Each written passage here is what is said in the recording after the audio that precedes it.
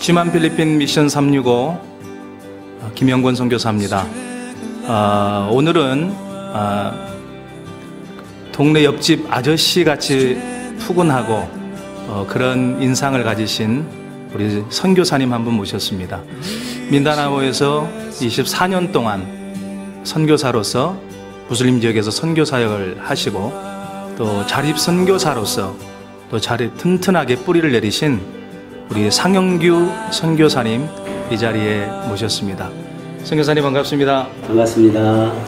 예, 먼 길 오셨습니다. 네, 새벽에 민다나오에서 여기 한 2시간 걸리죠? 예, 2시간, 비행기로 2시간. 한국 인천에서 일본까지는 한 1시간 정도 걸리는 걸로 알고 있는데 해외에서 해외로 건너가는 그런 비행기를 타고 건너가는 시간을 넘어오셨습니다. 제가 짧게 아주 소개했는데 우리 선교사님 본인 소개를 좀 해주시죠. 예, 저는 GMS 파송 선교사로 1995년 1월에 인천 노예의 파송을 받고 캐손시티에 있는 저희 선교사 훈련원에서 9개월 동안 훈련을 받으면서 ATS라고 하는 신학대학원에서 크로스컬처럴 스터디 프로그램을 필리핀 무슬림에 대한 연구를 했습니다.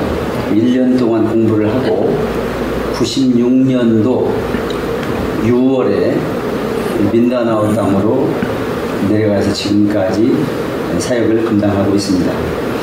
저는 현재 만으로 64세가 되었고요.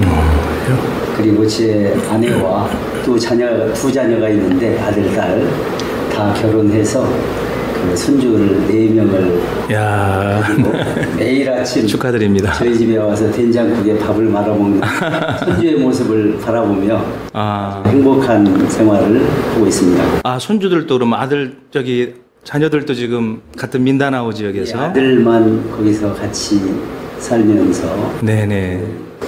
비즈니스 영역에서 하나님 나라를 확장하고 있습니다. 선교사님 도우면서? 네.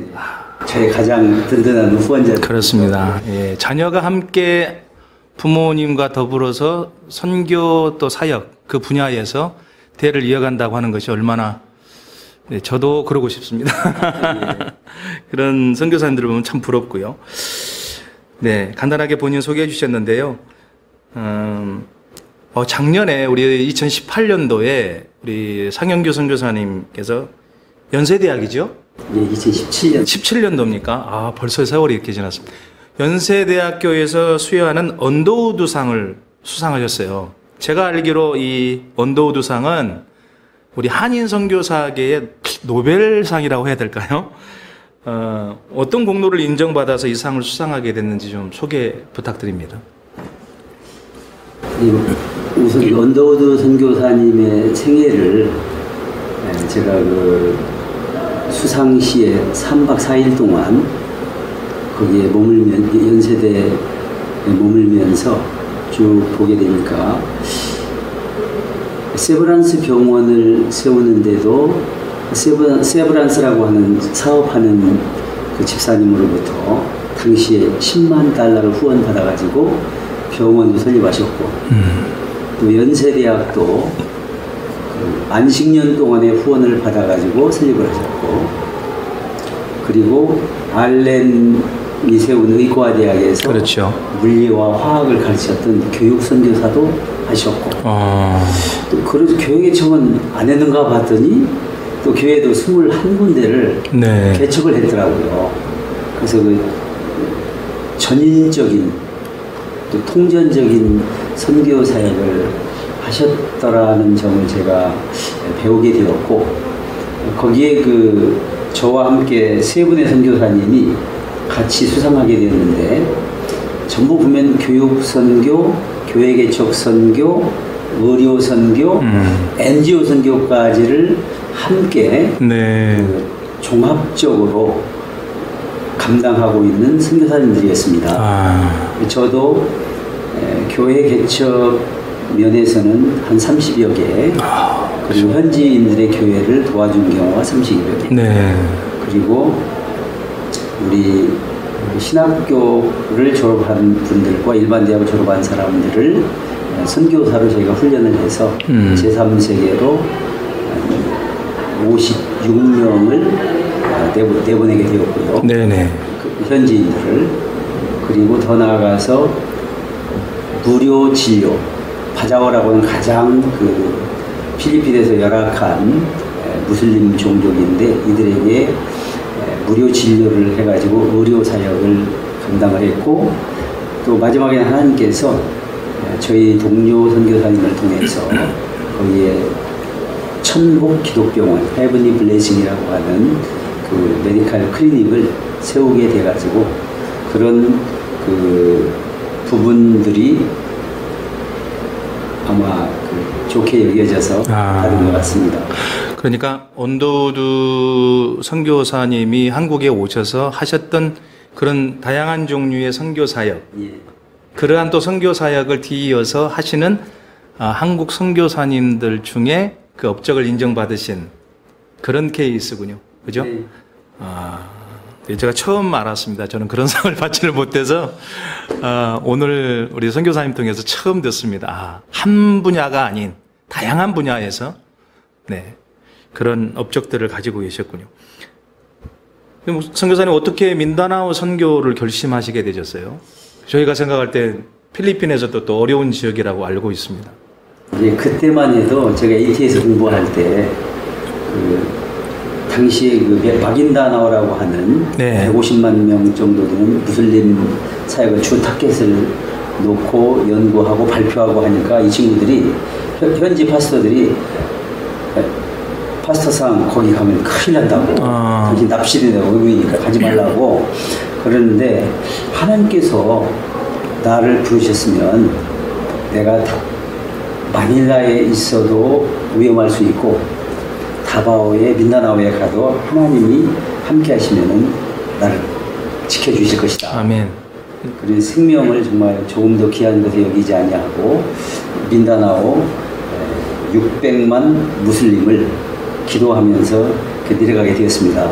원래는 제가 이스라엘 지역으로 노회로부터 교회로 파송을 받았는데 저희 선교 훈련원에서 가르치며 영어를 가르치고 디보션, 새벽 디보션을 영어로 인도했던 현지 목사님의 따님이 있었어요.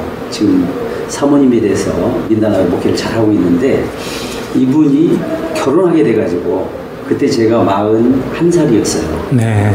그래서 당시에 나이가 제일 많은 두 분이 우인 대표격으로 내려가게 됐죠. 근데 그때 제 옆에 앉아 있었던 필리핀 여자 집사님이 바로 마긴다나오에서 개종한 무슬림에서 개종한 백그라운드를 가지고 있는 크리스찬이셨고 저의 그 이슬람 선교에 대한 비전을 나누니까 제발 와서 우리를 도와달라. 그래서 그분과 함께 다음 날 아침에 그분의 고향인 말라파탄이라고 하는 그 마긴다나오 지역을 가게 됐는데 정말 거리마다 들어가는 입구마다 모스크가 있으니까 머리끝이 쪼긋쪼긋하더라고요. 주님 도와주세요 기도하면서 가게 됐는데 많은 아이들이 한 100여 명 되는데 팔거벗고 살고 있고 신발도 걸치지 않았고 또 부스럼이 나고 코에는 감기로 그 코가 흐르고 있고 그래서 왜 아이들을 저렇게 버려두냐. 그래서 그 지역에 이맘 선생님을 만나가지고 이 마을에 이 아이들을 위한 교육을 하는 일을 했으면 좋겠다. 그러니까 그분도 와서 우리를 도와줬다. 또 아까 말씀드린 대로 잘 먹지 못하기 때문에 비타민이 부족하고 또 감기가 많이 걸려가지고 아이들이 부스럼도 나고 그래서 그리고 제가 동아지역에서 근무를 했어요. 그러셨군요. 그렇기 때문에 약에 대해서 이제 기제를 잘 아니까 한국에 약을 좀 가져와서 이 아이들을 치료해주고 기도해줘도 되겠습니까? 그러니까 제발 와서 도와주세요. 그래서 그 편지를 썼죠. 이만저반에서 필리핀 민다나오로 하나님께서 부르십니다. 그러니까 저희 파송해주는 교회가 당시 300불을 해줬는데 중동 지역으로 간다고 해서 파송을 하는 거지 필리핀으로 가면 못 해주겠다는 거예요. 여기는 필리핀이 아니라 무슬림이 가장 많이 살고 있는 민다나오다. 배경 설명을 해도 안 돼가지고 그럼 1년만 해주시면 네. 나를 보내신 하나님께서 책임져 주실 것입니다 하고 1년 담보를 받고 나머지는 하나님께 맡기고 내려가게 되었습니다. 마치 사도 바울의 환상 가운데 예. 어디 사람들이죠? 마게도니아 사람들이 우리를 와서 도우라 했던 그 성경 사건이 생각이 났습니다.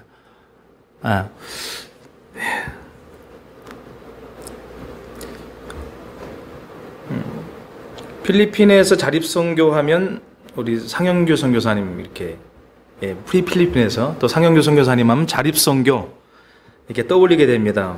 그런데 어떤 계기로 자립선교 사역을 시작을 하게 되셨나요? 예, 그 생활에 대해서는 사실은 여러 교회들이 십시일반으로 지원을 해줬기 때문에 네네. 저에게는 문제가 없었어요. 근데 막상 현지인들을 전도해서 교회로 인도해 보니까 밥을 지을 쌀이 없어가지고 저녁이 되었는데도 그냥 빈들빈들 놀고 있고요.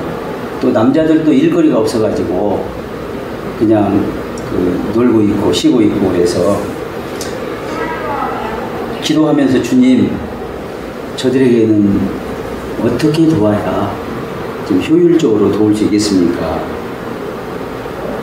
그리고 기도하고 나서 이제 밤에 늦게 잠이 자고 아침에 일어났는데 저희 민다나오 개혁신학교에 다니고 있는 지금 마긴다나오 무슬림 사역을 잘 감당하고 있는 랄프의 어머님이 아버지 목사님과 함께 술루 제도에서 무슬림 사역을 했는데 거기서 이제 어머님은 봉제기술을 가르쳤고 아버님은 목수로 일을 해주면서 복음을 전하다가 무슬림에게 그 칼을 순당이라 하나요? 네, 기억자 칼로 맞아가지고 소천을 하고 그래서 이제 갈 곳이 없고 기댈 곳이 없으니까 아들이 다닌다고 하는 한국인이 운영한 신학교에 오신 거예요. 그래서 같이 위로하고 기도해주고 어떻게 거기서 어떤 사역을 감당했냐 하니까 봉제기술을 가르쳤대요. 그렇다면 쌀이 없어서 밥을 지을 수 없는 우리 여성도들에게 봉제기술을 가르쳐서 베개 껍질이라든지 또는 매트 그리고 속옷을 만들어서 팔면 이 사람들이 자립을 할 수 있겠구나 하는 생각이 들어서 그 랄프의 어머님 사모님에게 제안을 했죠. 그랬더니 그 2달만 가르치면 속옷 브래지어까지 다 만들 수 있고 자기가 또 백화점에 아는 분이 있어서 납품을 할 수 있다고 그래요. 그래서 저희가 바로 다음날 가서 제봉 10개를 10틀을 사가지고 가르치기 시작을 했습니다. 그리고 두 번째는 이제 젊은이들과 남자분들에게는 어떻게 또 자립하며 살 수 있을까를 생각하면서 미국의 남침예교에서 민다나오에 세운 아시안 루어럴 라이프 트레이닝 센터가 있어요. 거기에는 3박 4일 혹은 6개월 선교사 프로그램까지 다양한 훈련 프로그램이 있는데 어떻게 그 비탈진 민다나오의 땅에 효과적으로 과실수라든지 혹은 바나나라든지 또 콩 이런 작물들을 재배해가지고 빨리 기를 수 있겠는가. 그 다음에 가축과 사냥류를 길러가지고 영양을 섭취하게 할 것인가. 이런 것들을 가르치고 훈련하는 프로그램이 있어서 거기 저희가 22명을 우리 신학생들과 함께 가서 네네. 배웠어요. 네. 그리고 나서 이제 저희 현지 목사님이 지주에 아들이어가지고 22헥타르의 땅이 있어서 거기에 바나나도 심고 파파야도 심고 그래서 그 자립 가정들이 한 헥타르당 한 가정이 일을 하게 돼가지고 자립하는 길로 가게 됐고요. 또 미다나오 개혁신학교를 시작을 하면서 필리핀 세팅에서 어떻게 신학교를 자립할 수 있을까 라고 기도하던 중에 필리핀 분들을 보니까 생일날, 크리스마스 파티, 졸업 파티, 모든 파티에 통돼지 구이를 해먹더라고요. 우리가 흔히 레촌이라고 하는. 레촌. 네네. 그렇죠. 그래서 이것을 하려면 어린 돼지들이 많이 팔리겠구나. 돼지는 그 4개월 임신해서 4개월 그리고 한 달 길러가지고 팔 수 있거든요. 그 한국에서 그러한 그 자립 프로젝트를 제가 제안을 하고 10교회가 어미돼지 300불씩에서 한 마리씩을 사주고 우리 신학생들과 함께 그 우리를 만들고. 네네. 그러니까 한 번에 보통 돼지는 10마리 정도 핍니다. 네. 1년에 2번을 낳으니까 10마리가 10마리씩 1년에 2번이니까 한 200마리가 되고 당시에 그게 한 3만원 정도 됐기 때문에 한 마리당 지금은 5만원 정도 하거든요. 3만원 정도 했기 때문에 약 한 600만원 정도의 수입이 됐고 그래서 한국에서는 우리 신학교를 위해서 월 3만원만 후원 한 교회에서 받았고 나머지는 우리가 자립을 하셨군요. 나가게 되었습니다. 그러셨군요. 돼지가 아주 똑똑한 효자 노릇, 자립선교하는데 똑똑한 효자 노릇을 한 것 같습니다. 뭐 계속 되어지는 이야기입니다만 자립선교의 이제 구체적인 신뢰도 지금 같이 겸해서 지금 들어주고 계시는데요. 저희들이 꼭 성공적인 이야기도 듣고 싶지만 또 가슴 아프고 또 절망스러웠던 실패담도 교훈으로 듣고 싶고 하거든요.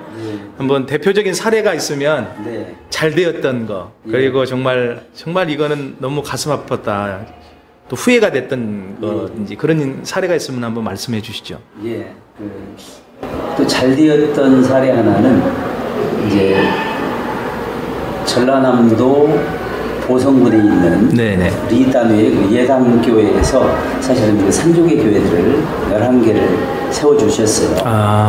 그렇군요. 그럼 이 산족교회들을 어떻게 자립을 시킬까 기도하면서 구했는데요. 동일하게 돼지 새끼 한 마리를 분양해주는 한 가정당 한 마리씩 분양을 해주고 이것이 3개월 내지 4개월을 키면은 그 레천 바보로 나가게 되고 그러면 거기에서 10%는 교회에 그리고 40대 50으로 나누는 이 패턴으로 가게 됐습니다.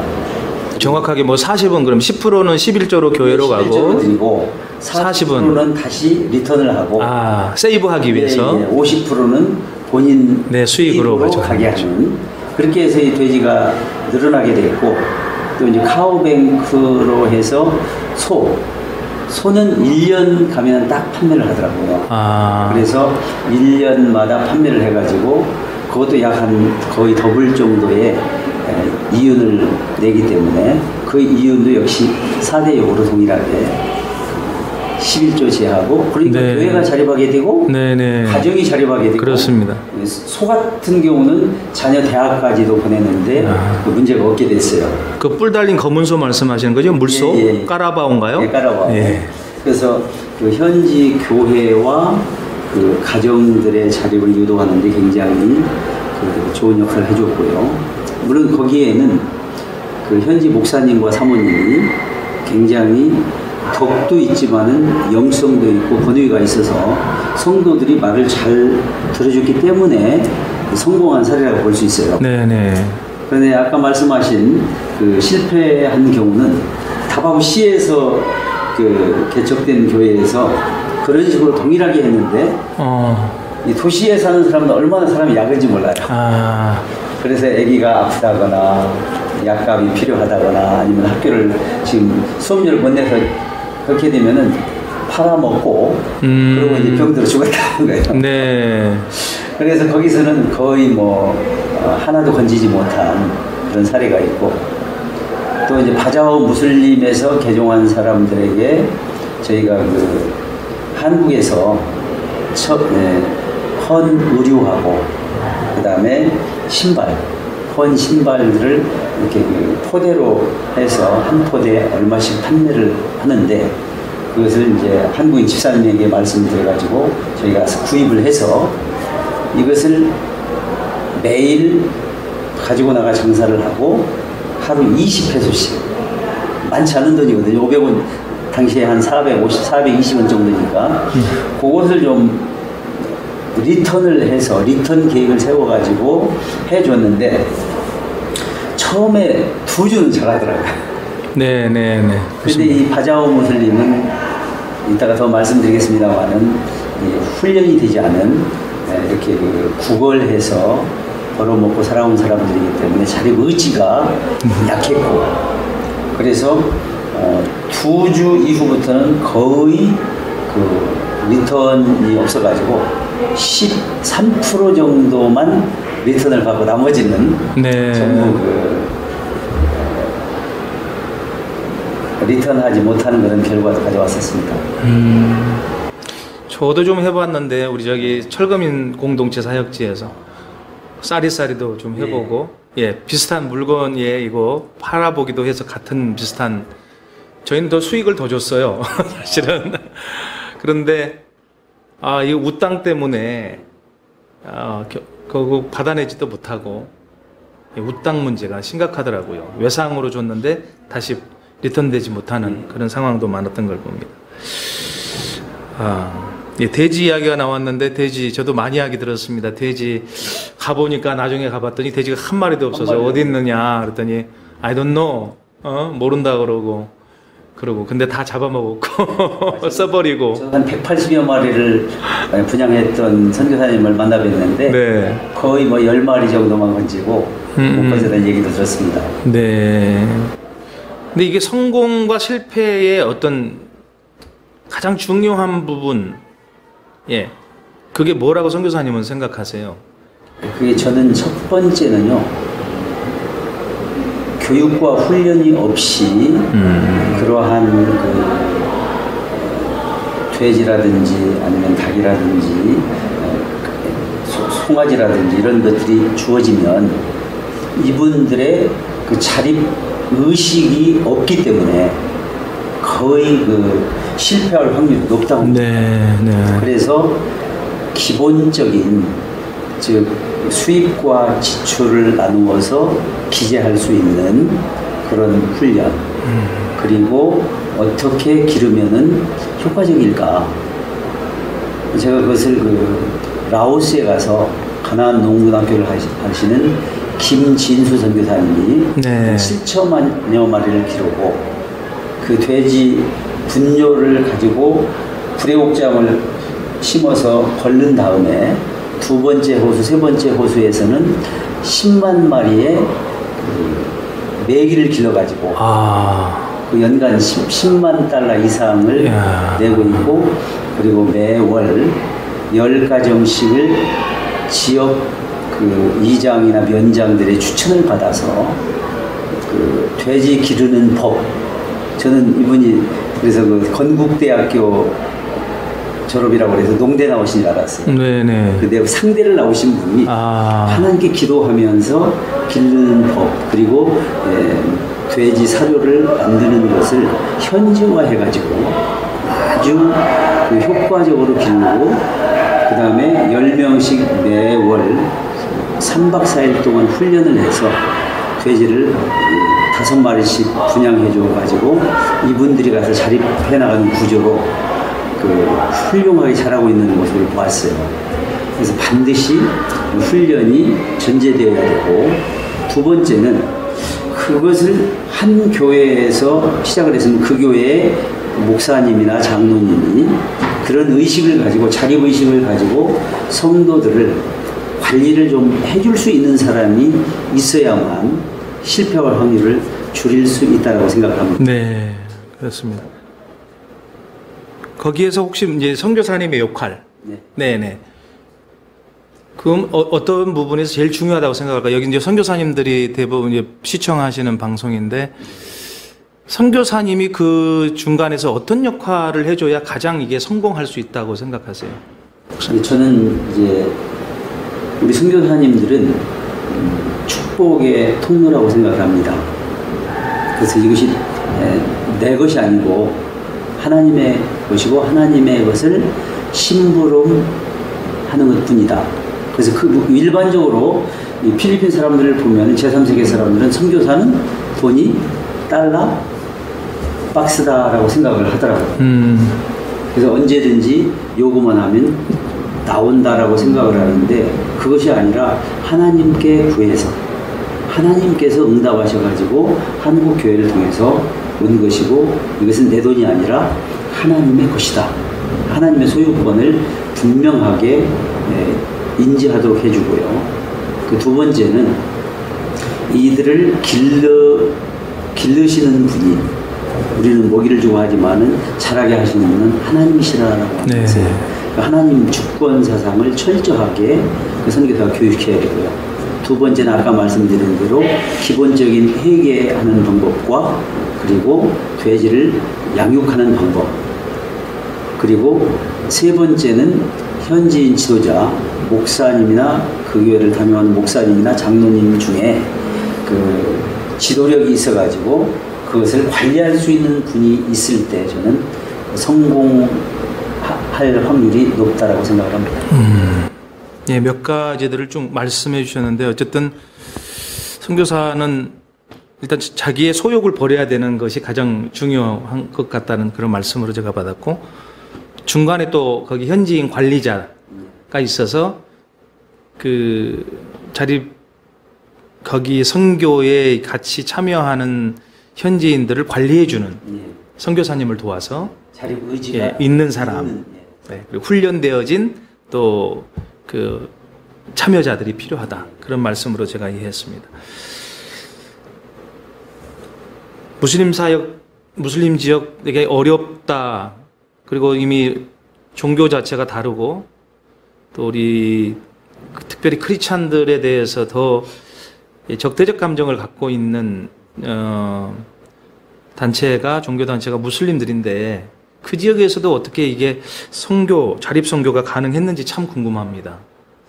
어땠습니까, 교사님? 예, 사실 그 마긴다나오 쪽을 저희가 어프로치할 때는 굉장히 강성이거든요. 마긴다나오, 마라나오, 따오수기. 주님 어떻게 해야 되겠습니까? 기도하는 가운데 마태복음 9장 35절 말씀에서 예수께서 여러 도시와 마을에 두루 다니시며 여러 회당에서 가르치시고 교육하는 부분을 제일 먼저 기술을 하셨더라고요. 말씀을 하셨고 두 번째는 천국 복음을 전파하시며 복음 전파 사역, 교회 개척 사역이죠. 세 번째는 여러 약한 자들과 병든 자를 고치시는 치유와 회복 사역을 하신 거예요. 그렇다면은 우리가 주님을 따르는 제자로서 예수님이 하시는 방법을 따라가기만 하면 아무리 복음에 대해서 거부하는 이슬람이라고 할지라도 문을 열 것이다라는 그 말씀을 통해서 확신이 왔어요. 사실은 ATS 공부할 때 텀페이퍼를 쓰면서 그 이야기를 썼더니 저희 그 닥터 라리 칼도웰 교수님이 뭐라고 말했냐면은 Don't be hurried. You will be kicked out of the community. 서두르지 마라. 네, 서두르지 마라. 안 그러면 너 그들 커뮤니티 쫓겨난다. 것이다. 라고 얘기할 정도로 했는데 우리 한국 사람은 좀 성미가 급하잖아요. 그 마긴다나오 강성인데도 불구하고 제가 거기에 그 멀티퍼포스 러닝 센터를 제일 먼저 짓고 유치원 사역을 시작했습니다. 물론 그거 하기 전에는 약을 가지고 가서 약을 나누어 주며 아픈 부위에 따라서 간호사 했던 아까 말씀드린 와서 도와주세요 한 그 여집사님이 간호사 출신이었어요. 또 그 마긴다나오 부족 출신이었어요. 그분이 너무 열정적으로 협력을 해주고 그리고 약을 주면서는 기도를 해줬거든요. 그런데 놀라운 것은 이맘 무슬림 예배를 집도하는 이맘 선생님이 나도 기도해 주세요. 내가 다 무릎에 무릎 관절염이 있고 허리도 아파요. 그러면서 와서 약을 받고 기도를 받는 거예요. 그러니까 예수님 이름으로 기도하는데. 예수님의 이름으로 기도하는데요. 그래서 저도 깜짝 놀랐죠. 그러니까 자기들의 필요를 채워주기 시작하니까. 네네, 맞습니다. 마음을 오픈을 하고 우리의 기도도 받아주고 그리고 우리가 하겠다고 하는 그 교육 선교 사역의 장도 땅도 기증받고 그리고 거기다가 아이들을 가르치게 되면서 찬송 율동 가르치고 이렇게 해서 그 이슬람 사역이 아주 자연스럽게 이루어졌고 그 가운데 개종자들이 나왔고요. 네. 또 이제 그때가 97년도였는데 97년 말이었는데 IMF가 와가지고 한국교회 후원이 절반으로 줄어들었어요. 그렇습니다. 주님 어떻게 하면 좋아요 기도하는데 마닐라에서 제가 그 전도해서 화이트 골드라고 하는 액세서리를 그 필리핀 사람들이 막 너도 나도 찾아가지고 백화점마다 불티나게 팔릴 때였어요. 백금, 화이트 골드. 화이트 골드 플레이트 된. 예. 그래서 이제 이걸 가지고 다바올 오신 거예요. 그 집사님 부부가 여기 다바오도 한번 이거 팔 수 없겠어요? 그래서 그러면 한번 가봅시다 해가지고 백화점에 가서 제너럴 매니저를 만났죠. 중국계이기 때문에 이제 우리하고는 금방 친해질 수 있었고 그래서 다바오시에 있는 백화점 다 내고 그 다음에 이제 제너럴 산토스시에 낼 때는 우리 이슬람 사역자인 그 여집사님을 통해서 하나 내자 해가지고 그때 제가 받았던 한국교회 목회 9년 반하고 받은 퇴직금이 500이 있었어요. 그거를 가지고 이제 가게를 백화점 안에 냈고 물건을 넣게 됐는데 넣는 날 놀랍게도 그냥 불티나게 팔려가지고 한 달 만에 그 여집사님이 연락이 온 거예요. 순이익이 500만 원이 났습니다. 이걸 어떻게 할까요? 그래서 자기 사역, 그 이슬람 사역하는 사람들 다 사역비 주고 이게 그 IMF 상황에서 이루어진 일인데 놀라운 일이었죠. 그러면은 하나를 더 내세요. 이렇게 6개까지 냈습니다. 그래가지고 그 근무하는 사람들을 12명, 그 다음에 우리 이슬람 러닝센터에 사역하고 있는 현지인 사역자들 사역비 이런 거를 전부 다 자립할 수 있게 되었죠. 참 하나님께서 하셨습니다. 네. 근데 이 하시다가 혹시 이 개종자들 무슬림 또 유대교도 마찬가지지만 개종자들이 그 커뮤니티 안에서 나타났다. 네. 그것 때문에 이제 그 개종한 사람들이 당하는 핍박도 뭐 많았을 거라고 생각되고 또 개종을 시키고 있는 우리 선교사님에게도 어떤 위협도 있었을 것 같은데 그런 어려움은 없었으셨습니까? 사실 마긴다나오 같은 경우는 이슬람 MILF 지역 그 프라빈스의 그 사령관이 그 두 아들이 우리 그 유치원을 다니게 됐습니다.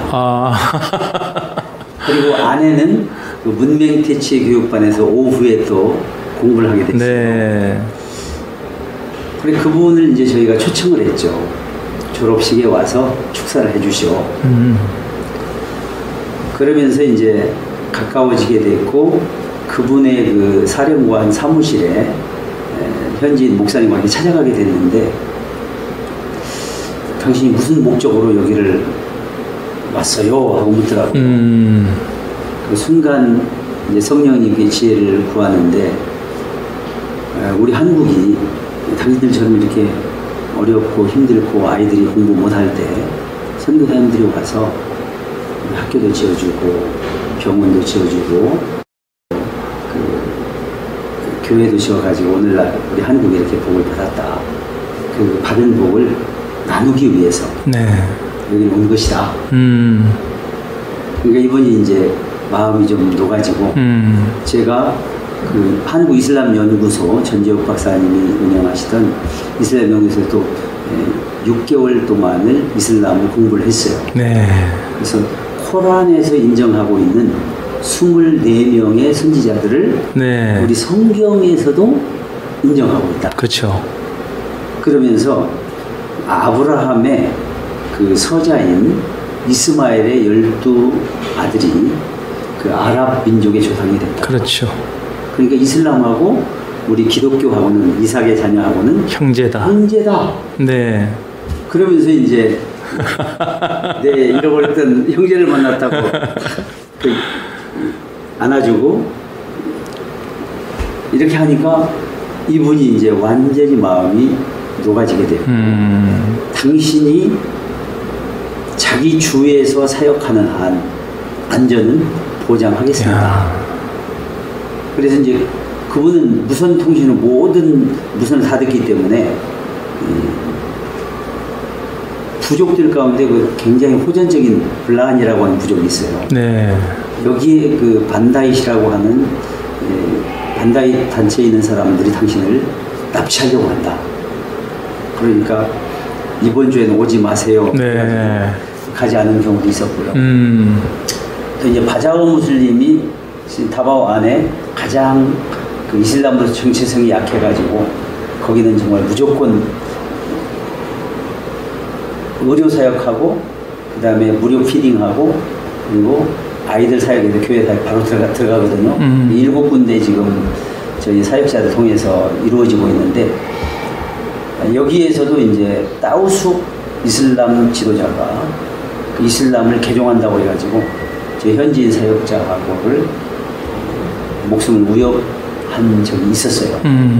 그런데 그때마다 그 무릎을 꿇고 기도하면서 저희 사역자가 잘 견뎌냈고 이 사람들이 그 두려워하면서 이 기도하는 사람 굉장히 두려워합니다. 네, 사람들도 네, 네. 두려워하면서 이제 그 지금은 완전히 이거 허용을 해가지고 그 안에서 자유롭게 7개 커뮤니티에서 바자오에서 개종한 무슬림들이 하나님 살아계신 하나님께 예배하고 찬양하고 있습니다. 아멘, 아멘입니다. 아까 MILF 예. 그 총사령관이면 그 지역 진짜 지역 사령관, 야. 도의 사령관. 네네네. 사실은 그분은요 당신하고 똑같은 그 북한군 대좌한테 테러 훈련을 받았다 하더라고요. 아 그렇군요. 네네. 아 정말 하나님의 그 보호하심 또 천군 천사를 동원하신 하나님의 보호하심을 선교사님 그 증언을 통해서 제가 온몸으로 느낄 수 있었습니다. 자립 선교를 위해서 가장 중요한 전략 뭐라고 생각하시는지요, 선교사님? 예, 저는 가장 중요한 전략은 첫 번째는 지역 사회의 니드에 절실한 직업 교육이라고 생각합니다. 그들의 절실한 필요 말씀하시는 거죠? 지역 사회 이 지역마다 필요한 게 다르거든요. 네. 그래서 예를 들면은 지금 필리핀이 현 두테르테 다바오 시장이 대통령이 되면서 선생님들과 공무원 그리고 경찰의 군인의 월급을 2배로 올렸습니다. 네. 그 대신에 이제 커럽션 부패를 하지 말라는 조건으로 그렇기 때문에 대학을 설립하면서 신학과의 학생도 교육학과 학생도 저는 전부 교육학 과목을 이수해서 그 선생님이 될 수 있는 길을 열어놨어요. 네, 교사 자격증을 받을 수 있도록. 자격증을. 그러니까 신학을 졸업을 했어도 부부가 교사 자격증을 받고 선생님으로서 도덕 윤리를 가르치고요. 그러니까 지역사회에 영향력을 미치게 되고 또 개척한 교회도 저는 50명이 되면 예배당을 지어주는 전략을 가지고 지금까지 해왔거든요. 그런데 교인들에게 의존하는 것이 아니라 오히려 자기가 주말이 되면 한 번씩 월급 되는 밥도 사면서 이 교인들을 격려하니까 교회가 더 빨리 성장하고 그 교회로부터 어떠한 그 사례비를 받지 않고 일을 하니까 교회가 성장해 나가는 모습을 볼 수가 있었습니다. 그래서 각 나라마다 지역마다 또는 지질에 따라서 어떠한 장불이 잘 되는지 이런 부분들을 우리가 민감하게 그 연구하고 조사해서 거기에 맞는 적실한 그 사업들을 개발을 해야 되겠다라는 생각이 들고요. 두 번째는 자립의식을 어떻게 고취할 것이냐. 네. 이것은 저는 그 현지 목사님들의 자립의지를 세워주는 것이 굉장히 중요하다고 생각을 합니다. 왜냐하면 이 사람들은 손을 벌릴 수 있는 한 벌리려고 하는 기질을 가지고 있더라고요. 네. 그래서 제가 굉장히 그런 때는 좀 냉정하게 끊으면서 예를 들면 우리 그 현지 목회자 자녀가 대학을 다니는데 그 따님이 또 대학을 들어왔어요. 그러면은 도와주지 않으면 졸업을 못해요. 도움을 요청할 때 내가 도와줄 수 있지만 당신과 당신 자녀의 자립 의지를 고취해주기 위해서 도와줄 수가 없다. 그러니까 아들이나 딸 둘 중에 한 사람을 휴학하게 하고 네네. 직장을 다녀서 졸업을 시키도록 하면 그 다음에 나머지 졸업할 때까지 내가 대주겠다. 이렇게 해서 그 현지인 지도자들의 자립 의지를 고취를 시켜줬습니다. 그렇다 보니까 이제 현지인 지도자가 자립 의지가 생기면 아까 말씀드린 어떠한 자립 프로젝트를 우리가 지원을 해줘도 안심할 수 있는 범위가 더 넓어지더라고요. 이렇게 두 가지입니다. 네네네. 앞으로 자립을 위해서 선교사가 이 주안점을 두어야 될 점, 포커스를 맞춰야 될 점 뭐라고 생각하십니까, 선교사님? 예, 저는 그 첫 번째로 우리 패러다임의 전통적인 선교 패러다임의 전환이 중요하다고 생각을 합니다. 왜냐하면 지금까지 우리 한국 교회는 선교하면 복음을 전해서 교회를 설립하는 것이다라고 하는 이 전통적인 개념을 벗어나기가 힘들었습니다. 지금도 예 바뀌고 있지만은 아직도 예 그런 일을 하고 있으면 이상한 눈으로 보고 그렇습니다. 안 좋은 그 소문도 내고 하는데 사실 선교의 역사를 살펴보면 사도행전 8장에 나타난 그 초대교회에 흩어진 사람들은 모두가 다 평신도였습니다. 즉 자기 직업을 가지고 그 흩어진 사람들이 두루 다니면서 복음을 전파했던 초대교회로부터 시작해서 네스토리안 역사 속에서도 100% 자립선교를 했습니다. 그리고 모라비안도 마찬가지고 스위스 바첼 선교회도 마찬가지고 케넷 라토렛에 의하면은 목회자가 주로 후원을 받아가지고 선교하던 비교적 최근에 즉 미국의 교회에 와서 이루어진 일이었다. 지금까지 선교 역사를 살펴보면 선교의 주류 세력은 평신도 전문인이었다라고 하는 주장을 합니다. 저도 거기에 그 전폭적으로 지지하면서 지금 한국 교회는 이미 목회자 선교사를 파송하기에는 선교 동력이 너무나도 떨어져 있습니다. 그리고 이미 목회자들 20, 30년 안에 40, 50%가 은퇴하게 되어 있습니다. 그렇다면은 앞으로 한국 선교는 평신도 전문인 선교사, 즉 대학을 졸업한 수많은 젊은이들 그리고 조태현 때 명퇴하신 시니어 선교사님들을 잘 준비해서 우리 목회자들이 세워놓은 그 선교 현장의 파일을 각 분야의 전문가들, 교육 분야는 교육, 저희 같은 경우도 지금 그 교장 출신 선교사님들이 두 가정이 와서 한글 교육하는데 또 아이들 1대1 결연해서 그 아이들 교육하는 이렇게 함께 동역들을 하고 있습니다. 이처럼 그 전문인 선교사들이 우리가 만들어 놓은 선교의 파이들을 나누어 드림으로 그 선교 전체의 파이가 커 나가도록 해간다면 우리 한국 선교는 아직도 소망이 있다고 봅니다. 그리고 두 번째는요, 현지의 평신도 전문인 선교 자원을 목회자와 함께 훈련해서 그들을 선교팀으로 만들어서 지금 제3세계 선교사로 우리 필리핀에서 훈련을 내보낸다면, 그리고 실제적으로 제가 필리핀에서 나간 분들이 한 30명 정도, 인도네시아에서 나간 분들이 34가정 정도 해서 36가정을 파송을 했는데요. 현지인 전문인 선교.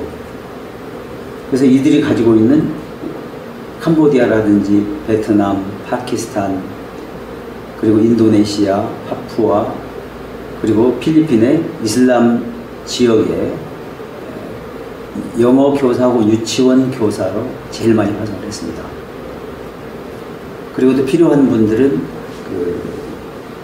다른 자기 전문직, 즉 미드와이프 같으면은 아기를 낳는 일을 도와주는 일, 또 목수를 하는 분은 목수를 도와주는 일, 이렇게 해서 현지에 나가서 자기들의 전문적인 직업을 가지고 사역을 하게 되니까 내보내는 여비하고 정책비만 있으면은 가서 사역을 잘 감당을 하고 있습니다.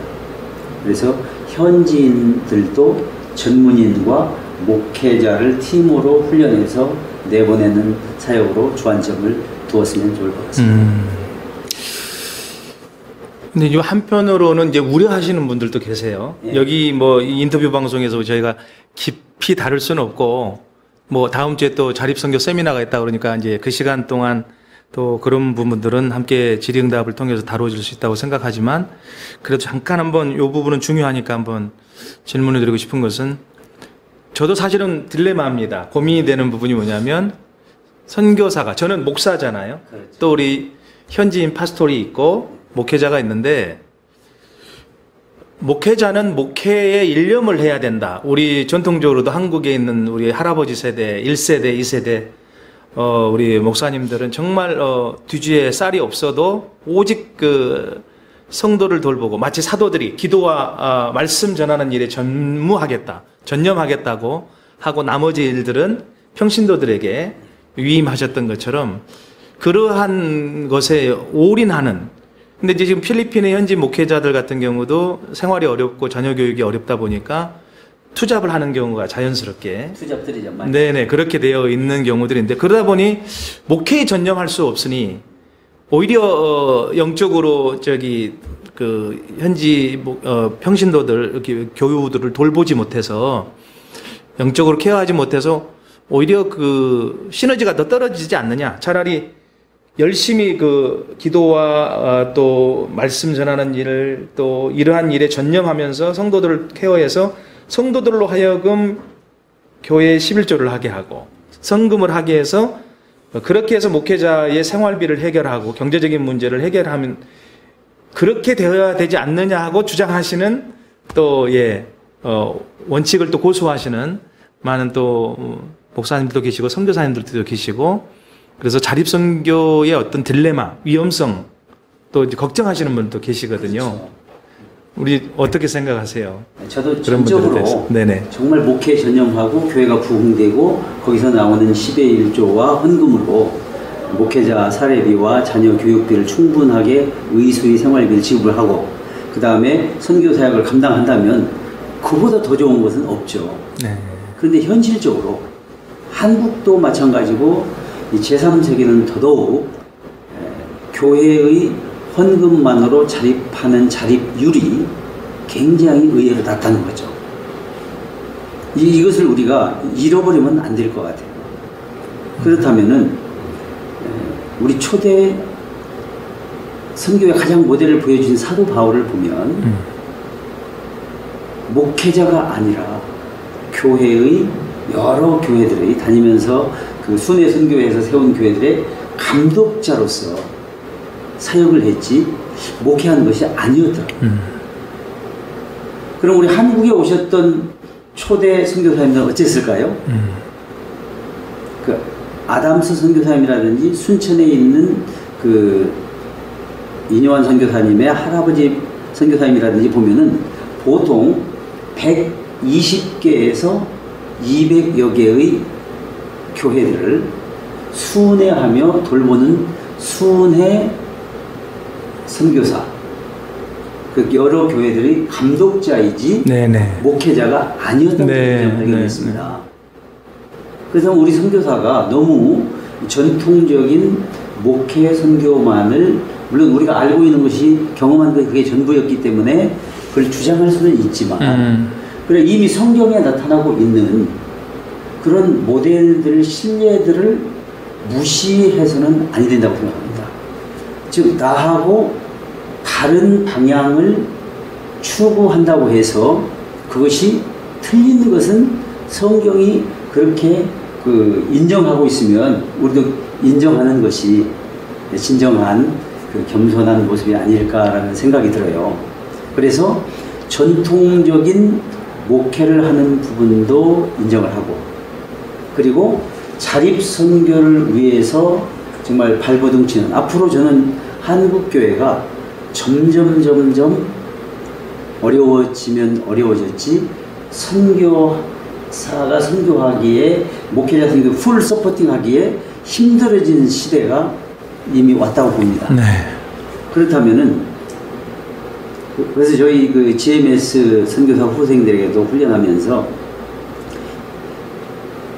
한 번에, 즉 10년 정도의 선교비를 한 번에 받아서 영구히 그 자립할 수 있는 기반을 만들어가는 것을 한번 생각을 해봐라. 가만히 앉아서 들어오는 생활비만 가지고 하는 시대가 이제는 지나가고 있다라고 도전을 합니다.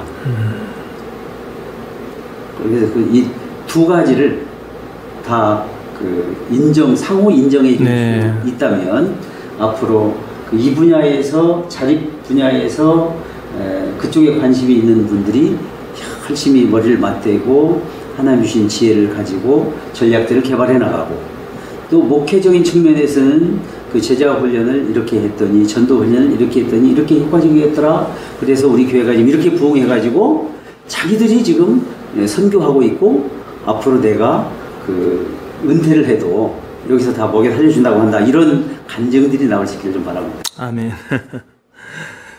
네네.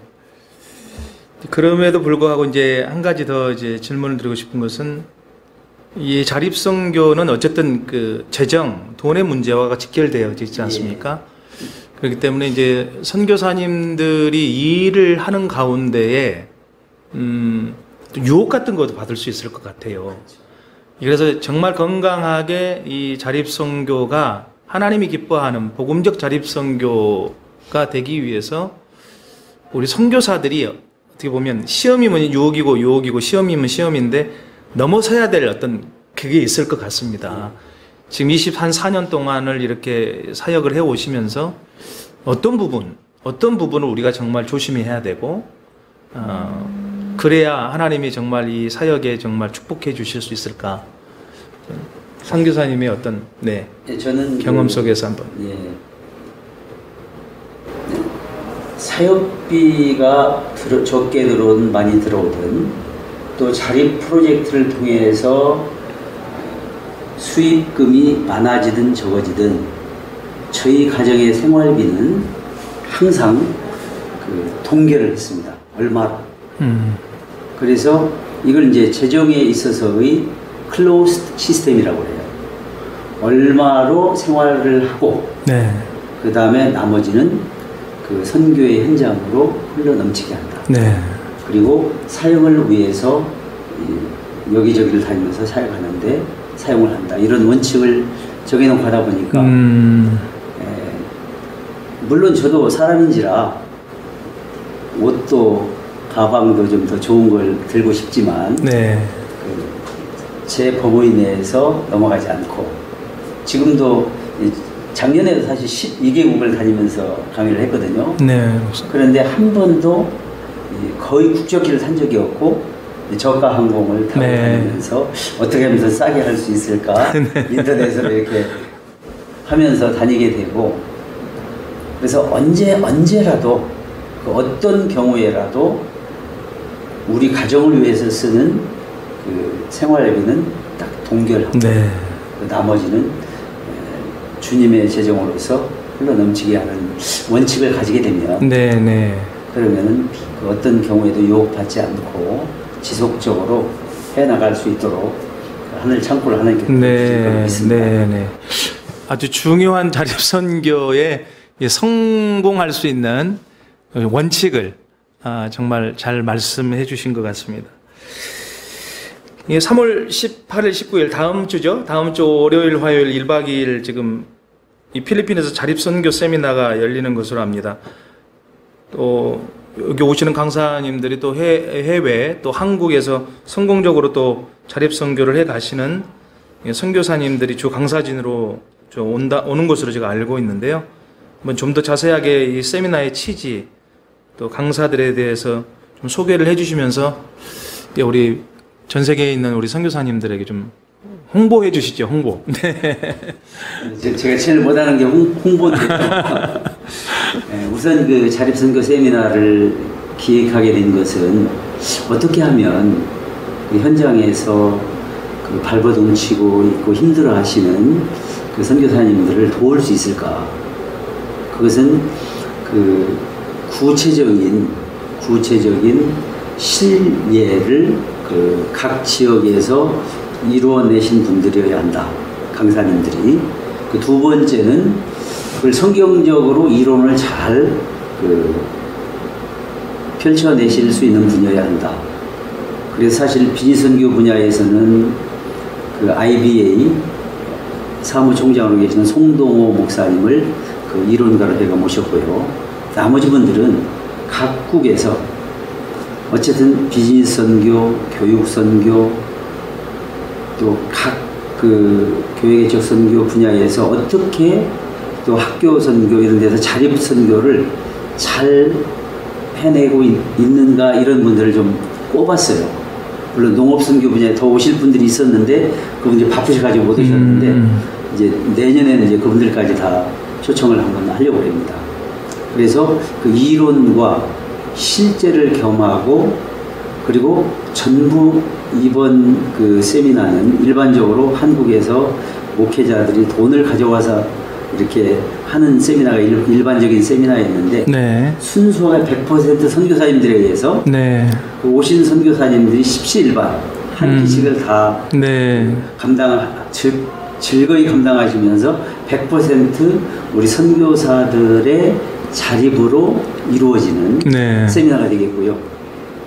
이것이 이제 강의만 하는 것이 아니라 실제로 질의응답하는 시간을 충분히 네, 네. 그 매일 2시간 정도씩을 갖는 아주 좋은 기회가 될 것 같고요. 그리고 이번 반응이 성공적이면 이 세미나를 1년에 한 2차례 정도를 필요로 하는 지역마다 다니면서 개최할 계획을 가지고 있습니다. 네. 네. 아주 어려워져가는 이 선교 현장에서 하나의 대안으로서 제시되고 있는 이 자립선교, 자립선교의 전문가들이 현장에서 실제로 몸으로 겪고 뛰고 또 이론까지도 이렇게 무장하신 또 성경적인 복음의 원리까지도 무장하신 강사분들이 오신다고 합니다. 우리 해외 지역에서 오시기는 어렵지만 우리 필리핀 지역에 계시는 또 이 방송을 청취하시는 선교사님들은 언제까지 신청 마감인가요? 다 마감이 됐나요? 어떻게 됐습니까? 제가 알기로 네네. 스테이인 하는 분들은 다 마감이 된 것 같아요. 네네. 그래서 그래도 더 많은 분들이 오셔서 이번 기회를 통해서 그 자립의 실제적인 부분들에 주고받는 그래서 서로가 도움을 줄 수 있고 브레인스토밍을 통해서 선교의 전략들을 개발해 나갈 수 있는 기회가 되기를 바랍니다. 네, 저희 주만방송도 이번에 참여해서 좋은 강의들을 놓칠 수 없어서 찍어서 또 질의응답을 또 찍어서 우리 참석 못하시는 또 필리핀 각지에 있는 선교사님 또 전 세계 선교사님들에게 송출할 그런 계획을 가지고 있습니다. 참석을 못하셔도 너무 낙심하지 마시기를 바랍니다. 귀하게 섬겨주셔서 아닙니다. 예, 선교사님 기도 제목 3가지 한번 나눠주시죠. 개인 기도 제목, 예. 뭐 많겠지만 그래도 개인 기도 제목, 또 가족을 위한 기도, 또 사역을 위한 기도 제목이 있으시면 말씀해 주십시오.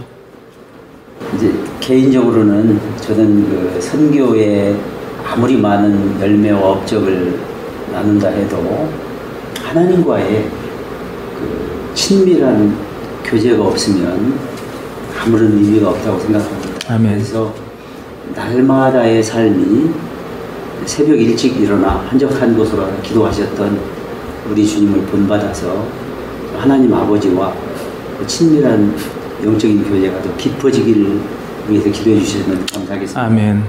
저희 가정적으로는 저희 집사람이나 저나 제가 앞만 보고 달리면서 일을 벌려고 집사람은 뒤에서 추스리다 보니까 이 무릎 관절 수술도 하고 허리 수술도 네. 하고 예, 여기 수술도 하고 해서 저도 목 허리 디스크 시술을 하고 됐는데 다시 또 몸을 안 돌보고 일하니까 또 아파오더라고요. 그래서 건강을 위해서 기도해 주시면 감사하겠고요. 마지막으로 사역을 위해서는 아무래도 이번에 그 가장 급박한 것은 불이 나서 전소된 네. 예배당과 유치원, 그리고 우리 현지 목사님의 사택, 그리고 그 한 층에는 그 무료 진료하고 약을 주는 이런 장소들을 그 빨리 회복할 수 있도록 기도해 주시면 감사하겠습니다. 저도 올라온 거 봤는데 거기가 우리 선교사님 사역지. 네. 아, 그렇군요.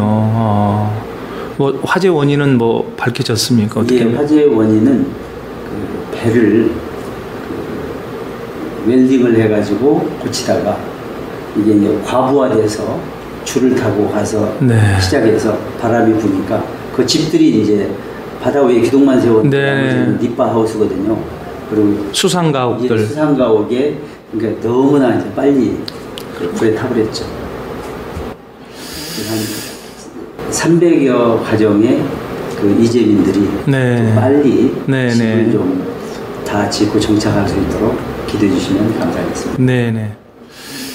네. 하나님과의 개인적인 친밀감, 일이 또 바쁘시다 보니까 또, 예, 또 이 자립선교를 하시다가 보면 늘 또 그 하나님과의 친밀감을 잊어버릴 수 있는, 그래서 하나님과의 친밀감을 잊어버리지 않고 또 우리 사모 선교사님, 또 우리 선교사님의 또 건강해야 또 사역할 수 있지 않습니까?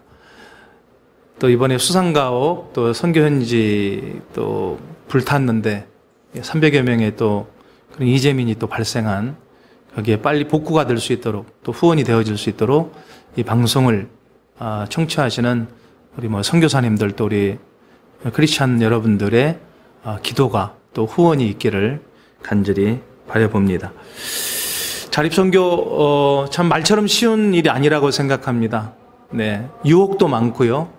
또 2가지를 다 잡으려고 하다 보면 또 2가지를 다 잡지 못하고 놓쳐버릴 수도 있는, 그래서 더 유혹에 빠지기도 하고 어려움도 겪을 수 있는 일인데, 그러나 정말 하나님, 그래서 더 하나님을 의지해야 되고, 더 믿음 안에서 바로 서야 되고, 또 철저하게 또 넘어짐 속에서도 다시 일어나서 연단되어진 그런 신앙으로 하나님 앞에 정직하게 자기의 소욕을 버리고 섰을 때에 이 선교 사역은 성공할 수 있으리라고 그렇게 제 개인적으로 생각해 봅니다. 예수님께서 회당에서도 가르치시고 천국 복음을 전파하시고 또 각양각색 병 있는 자들을 고치시면서 그렇게 사역을 하셨던 것처럼, 또 제자 삼으셨던 것처럼 지금도 이제 민다나오에서 학교를 세워서 또 가르치고,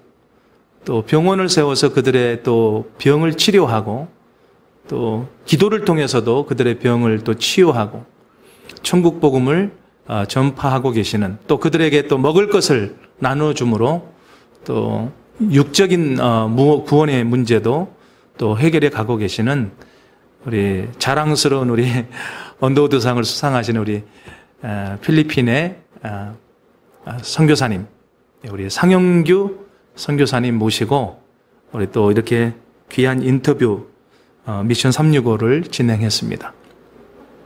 함께 기도해 주시고요. 또 저희 지만 방송을 위해서도 여러분들 함께 기도해 주시고 협력해 주시고 또 후원해 주시는 그런 후원자가 결연을 또 맺어 주셨으면 하는 그런 바람이 있습니다. 뒤에 자막이 나갈 겁니다. 꼭 보시고 함께 기도해 주시고 필요를 또 후원하셨으면 참 좋겠습니다. 성교사는 오늘 이 시간 또 귀한 시간 비행기 타고 멀리 또 날라오셨는데 너무너무 감사합니다. 감사합니다. 수고하셨습니다. 축복합니다.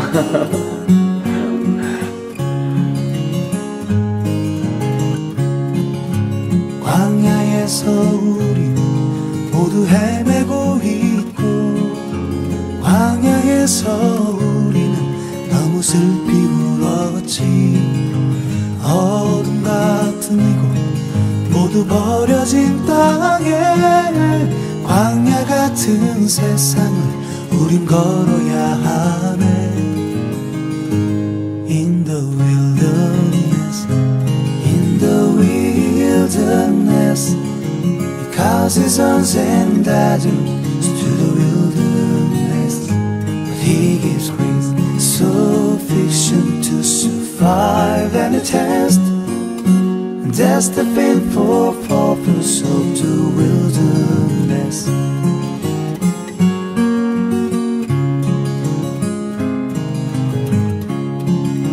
하나님은 우리 광야로 부르시네.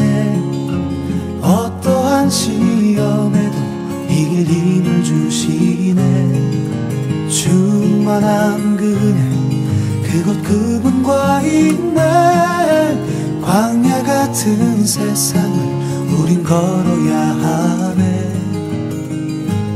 In the wilderness, in the wilderness, because his sons and daughters to the wilderness, but he gives grace sufficient to survive any test. And that's the painful purpose of the wilderness. Growing and glowing amidst the desert days, the windy winter wilderness can rule itself away. In the wilderness, in the wilderness, because his sons and daughters to the wilderness, but he gives grace sufficient to survive any test. And that's the painful purpose of the wilderness. And that's the painful promise of the wilderness.